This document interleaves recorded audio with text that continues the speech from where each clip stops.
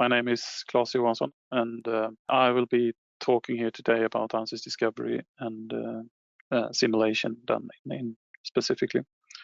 And I have prepared a couple of demos that I will show. So I'll be doing a fluids demo, structures demo, and also show a little bit about how to set up parametric simulations in Discovery. So I have a Discovery session open here. And this is a clean screen. So actually when Discovery starts, it looks like this. We get up to this home screen where we have our recent files. We have samples that are already pre-made that we can open up and look at. We have interactive tours for different geometry operations and modeling preparation and simulations and so on. So there is a lot of possibilities here to learn how to use Discovery quite easily. In addition, there is something called Discovery Space where we have a forum, some examples and so on. So here is a lot of information in addition if you need assistance when you work with the tool. There is a What's New session. So here we can actually see what has been added over the course of the releases of Discovery over the last couple of years. On top of this, we have a quite nice overlay help, which we can access. And this gives us a possibility to hover over different things and get help and animations how to use Discovery. So I will go ahead and start bringing in a model. So I have a model here, which I basically just drop here. It's a parasolid file. It's a T-junction, so a classical model like this. We have some controls down here for view controls in the bottom left corner, turning it shaded, wireframe, and so on, putting colors on different components and so on. So on this model, I want to make a CFD simulation, a conjugate heat transfer. So I will put some temperature on 2 inlets and mix these flows together, and also have the structure parts inside of the simulation. So we see in the tree here that we have a couple of different components, so 4 different components actually. So to start this, I go on the simulation tab. There are different ways to extract the fluid volume here. So this is actually an empty part here. So there is no fluid volume right now. So the easiest way here is to go for internal flow. If we have a model that we don't need to prepare in any way. So we can then basically just hover here, and then it gives us an arrow and indicating that we have an inflow. Then I want to have a second inflow. So I can click here to allow for a second inflow, and then it jumps automatically so that we can select an outflow. If then everything is okay, the model is tight, no leakage or anything like that, it will extract the fluid volume like this. So we get another solid here, or fluid volume inside our part tree. Automatically, we also get the flows, the physics set up. So we have a flow inlet, flow out, 2 flow inlets, and 1 outlet with some default velocity here. So what I do, I double click on one of these and I go into the details here. We can see that here we can alter what kind of flow we would like to have, inlet, outlet, how we would like the flow to be, velocity, mass flow, pressure, or a swirling flow. So I can change this. I'll put 1 meter per second instead. As I said, we would like to have temperature in this. So there is a small button here. I'll enable that. This gives me a possibility to also specify the temperature at the inlet. So I'll put it to 5 degrees C. Go on the second inlet here and double click on that one as well. I'll change this to 2 meters per second and maybe put it to 10 degrees C, like this. And on the outlet, on the right-hand side here, we have a traditional flow outlet, 0 pascals with a reference pressure then at one atmosphere. So it's basically flowing out in the free atmosphere. The liquid here, or the fluid, is by default here now water. Double-clicking on this, we can go in and set some parameters here. If we would like to have the density as a function of temperature, we can go in and do that. And some other properties here as well. If we would like to change the media, we can drop down here and get some other type of media. We can create our own media and so on. So now we have actually the flow set up. We have a temperature on the flow and so on. So next, we also need to include the exterior here, the temperature on the solid as well. So what I'll do here is to select the some of the outer surfaces here to enable for a thermal boundary condition on the outside. So I'll go here, I go to my heads-up display here, and I'll go to the temperature, and I specify then to have a convection boundary condition. Let me see, need to select a surface. So I'll do it like this.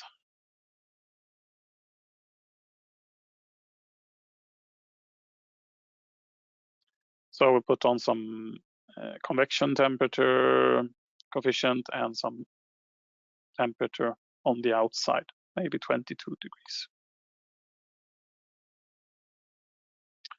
So now we have enabled this. We have it automatically creates a bonded contact here in between these. So that means that heat will transfer between these different parts here. We get a fluid-solid interface so that we can transport the heat from the fluid to the solids. This is the convection condition that I added. On top of this, we actually also get another convection condition for all the other surfaces that I did not select in this case. And in this case, I want them to be the same. So now we are basically ready to run this simulation. So on the right-hand corner here, we have a control for the solver. As you can see here, I'm in the refine mode, which means that it will automatically throw out a mesh.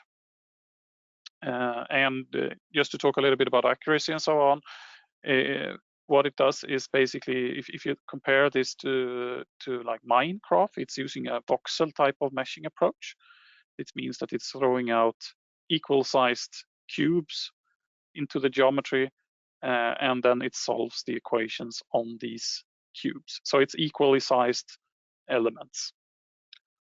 We have the possibility to refine this. So in the bottom hand, if we hover here over where it says explore, we see that it says fidelity 0.02 meters. So it's actually 2 millimeters, and this is the sizing of the cube.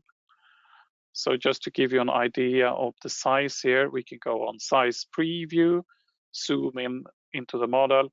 So here we can see that it says 2 millimeters. So we can then compare the sizing of this box to our geometry to see whether we would capture the physics or not.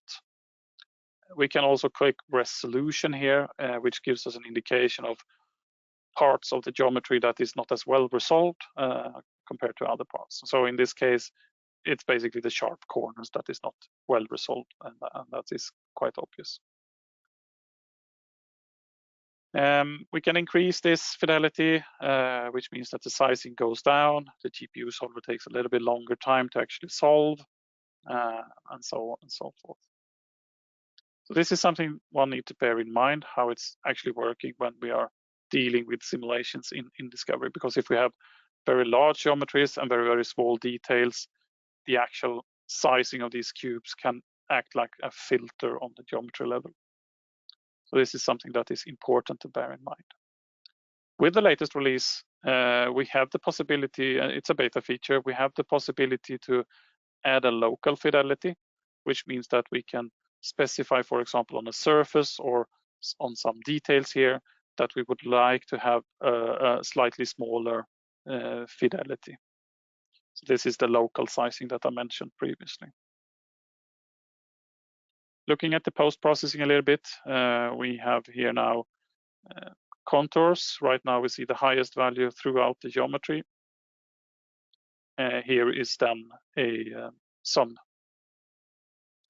kind of result on this. I have a quite strange flow conditions, I realized, but yeah, nevertheless, we see that we have the temperature here, and we can switch to look at velocity, for example, and so on. So this is on the contour.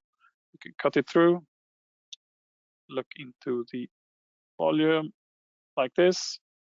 So we see that we have a higher velocity here compared to from the left here. So the flow goes down here and flows, the hotter liquid flows out in the bottom part here.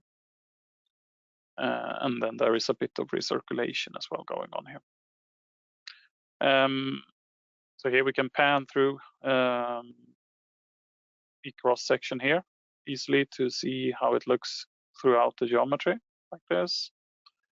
I like these particles. I think they are quite illustrative. I don't know how well it goes through into to go to webinar, but we can see here how the flow is flowing through this.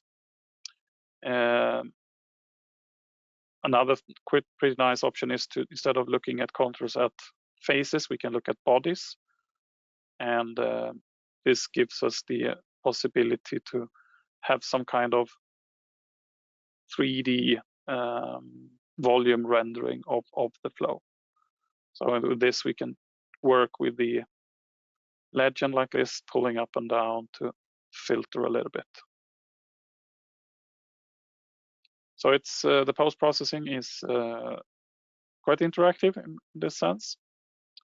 Streamlines, of course, where we can move around the seeding for the streamlines, make it, for example, like this, and then we can pull around this to see where, and release these streamlines to actually see where they end up and so on. So it's very interactive in that sense. Of course, we can get our monitors here as well, because many times we might want to have some pressure drop or average temperature somewhere.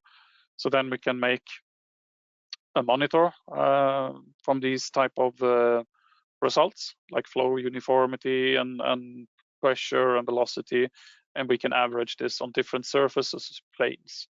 By default, there are some monitors already. So for example, maximum velocity. See here that, okay. You have the maximum velocity somewhere at 3.8 meters per second. If we would like to see where this is, we can click on the legend and press this button here. So this will indicate the maximum and the minimum for us. So this is the explore mode. I mentioned the live GX solver for in refine mode.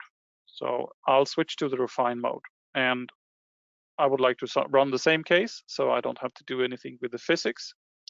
On the simulation options here, I can then, on additional fluid options, I can see that I can, by default, it uses the live GX solver in GPU mode, so it's solving on the GPU still. I can specify my meshing method here, either as tetra or polyhedra. So the polyhedra takes a little bit longer time than the tetra, so I'll stick to the tetra for this case, just to make it a bit quicker for the meshing.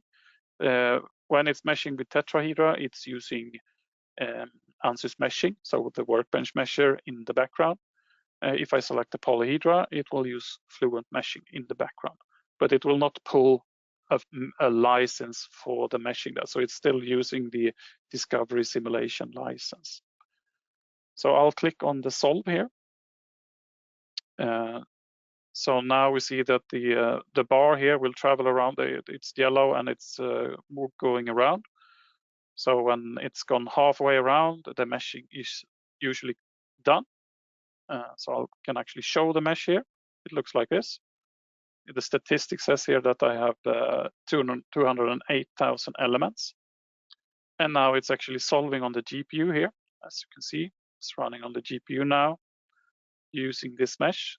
It's using default settings in Workbench. So it's using 3 inflation layers, which from a physical point of view is not enough really to resolve any boundary layer, but that's default results, default settings. So I'll go ahead and switch on faces here. And now we can see that we have some results using this mesh here. Switch off the mesh. And we can go for temperature maybe. And we see that we get some kind of result here.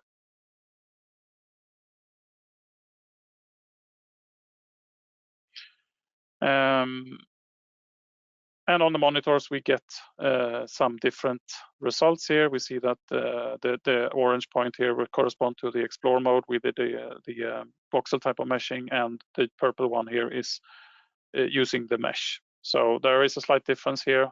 So I would maybe not be happy here. Maybe increase the boundary layer a bit on the refine mode, and maybe also on the explore mode to increase the fidelity there. So that was a fluid case. Now we'll go on to a structural case. Take this window here. So I have a suspension, a race suspension. So it's a couple of components.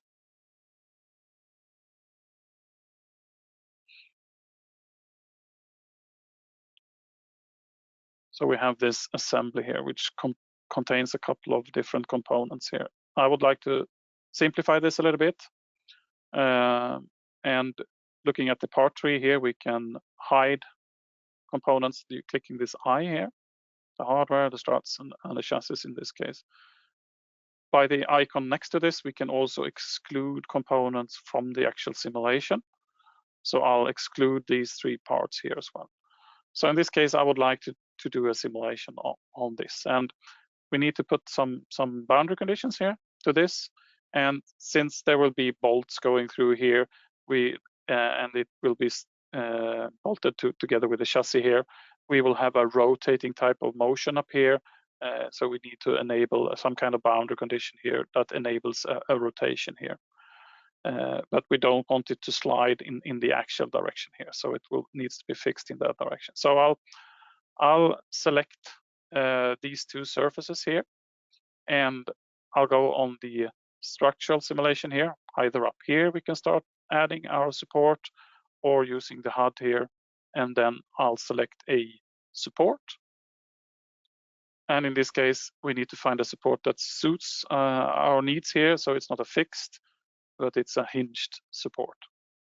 This will allow us what we would like to do here. So we have our hinged support here. And actually for this case, I would like to have the same on these cylindrical surfaces, and also here on this 4 cylindrical surfaces down here. So we are assuming that these struts are sort of fixed here. So I enabled 3 different hinged support here right now. And on top of this, we need to apply some kind of load. So I'll just put on, using the hex here, a force on this surface. I can align it in different directions, use components, use a remote point, or align it with some geometrical feature here. So I'll maybe use this edge and put on like 10k newtons on this axis here. So now we have a distributed force here on that component here. So actually, I'm ready here now to solve this. So I'll click Solution, and it starts solving on the GPU. So I'm back here in Explore mode, and it usually takes a couple of seconds to get some initial result.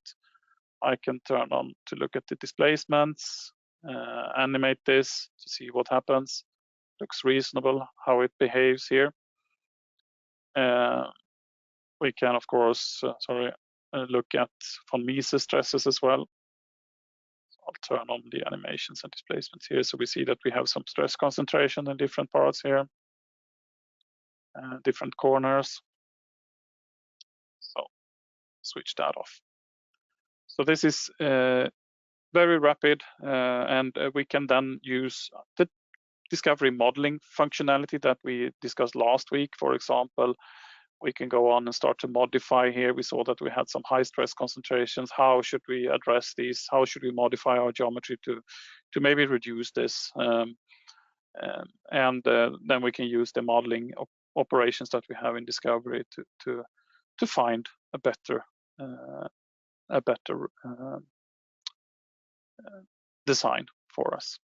What we have not looked at here is the actual contacts. So by default, it applies something called a bonded contacts here. So a bonded contact, that's the default settings when you start Discovery the first time. We can alter this if we want to.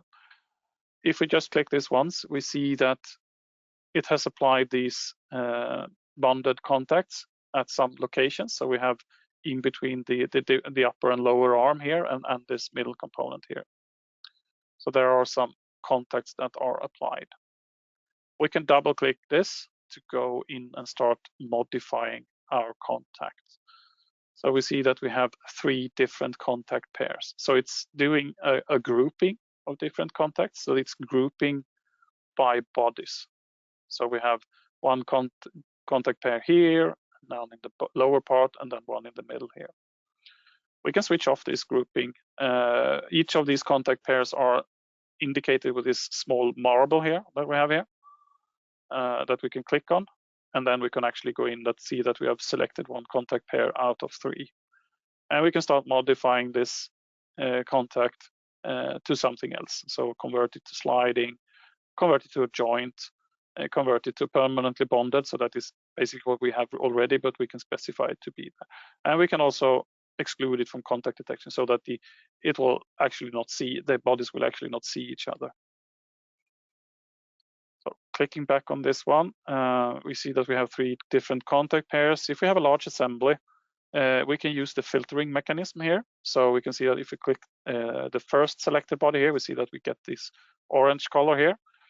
And this shows that we have 1 contact pair with this body.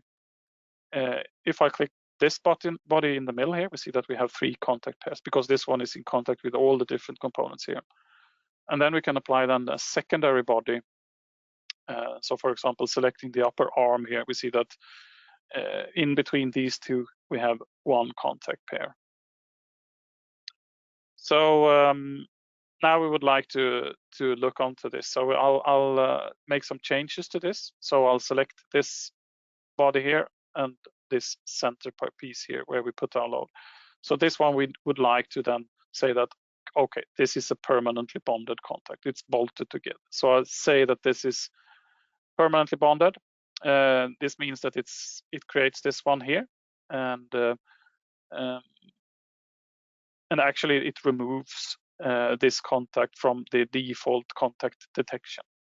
If I'm unsatisfied with this and maybe I want to revert back to where we were, we see that now we have in total 2 contact pairs in our simulation here in this bonded contact.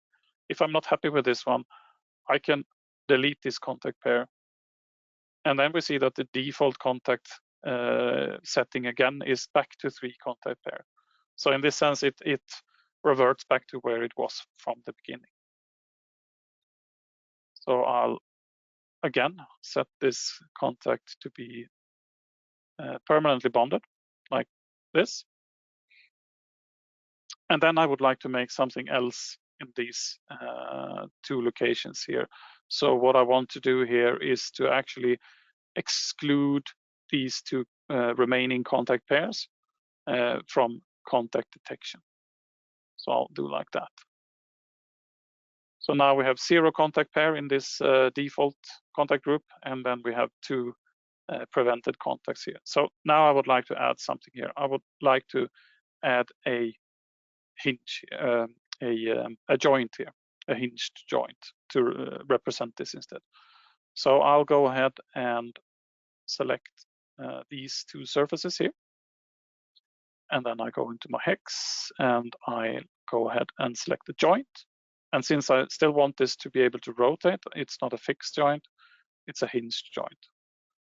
And for this one to work, I need a secondary surface. So I either alt-click on my keyboard and use this select secondary surface here. And the secondary surface is always blue. So now I've created this hinge here. And I'll do the same down here. So I'll select, in this case now I have the second surface active here. Doesn't matter if I do this second surface or first surface first. Unclick that one to select the first surface here. And a hinged joint. Let's see, something went wrong there.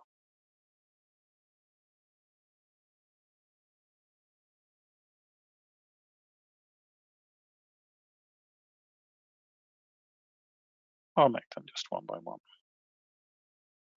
First surface, second surface, accept using the check mark here. So now I have created these hinge joints instead. So now I can go ahead and solve this with these new settings where I've changed the contacts, removed the contacts, and added a hinge instead. And it solves this for me.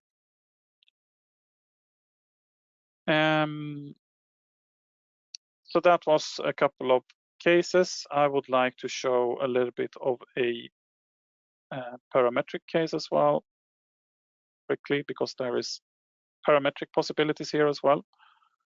So I'll bring in a model that I prepared a little bit. So in this case, I have this duct. So this is a fluid flow case again, where we have 2 flows coming in here, 2 different temperatures, and it's flowing out of these 5 different outlets here. So this is already set up. I have then used the history tracking functionality. So I've actually created 8 different steps here that are parametric then for history tracking. So it's the extrusion or the length of these 4 different ribs that I have parameterized here. So looking at this one, it says 0 millimeters here. So that is the current status. So if I'll change this to maybe minus 20, just to make it visible, then I need to replay this. And then it will go through the steps that needs to be updated. And in this case, this first rib here will be a little bit shorter, 20 millimeters shorter. It's actually starting to run the simulation now. Oh, it's actually 20 millimeters longer here. So it's defined in the other opposite direction. So with this, since I have this history tracking here, I also have the rotation. So how the angle of this rib is positioned with respect to this position down here. So now I can enable them as a parameter, these distances, just by clicking on this one. So now it will be a parameter. It shows down here, parameters, and it also shows down here. I get this current design variation here. I can maybe add another parameter as well, so the angle of this rib as well. So here, ideally, then I have 8 geometrical parameters here that I can have a look at. On top of this, I could go ahead and look at the physics. So the flow inlet here, there is a button here, add as a parameter. So I can add the flow condition as a parameter as well.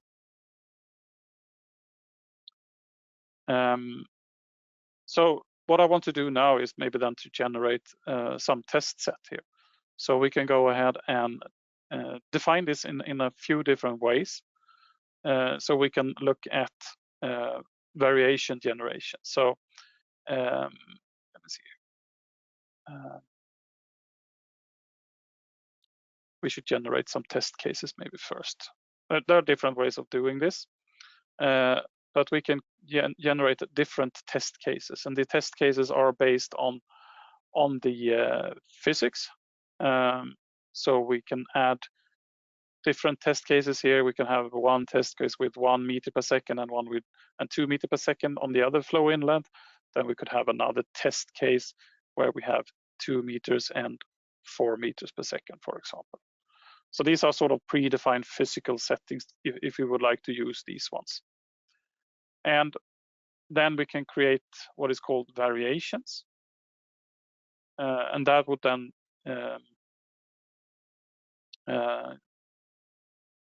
be based on maybe the parameters that we have. So we have the distance here, going here, maybe then from 20 to 30, we get up some suggestion here. Maybe we would, here we can put in the amount of how many variations we would like we have within this interval. We might want to have the second parameters as well, between 0 and 4 degrees, maybe just have 2 variations here. And then we can combine these variations together with all the physics variations that we have.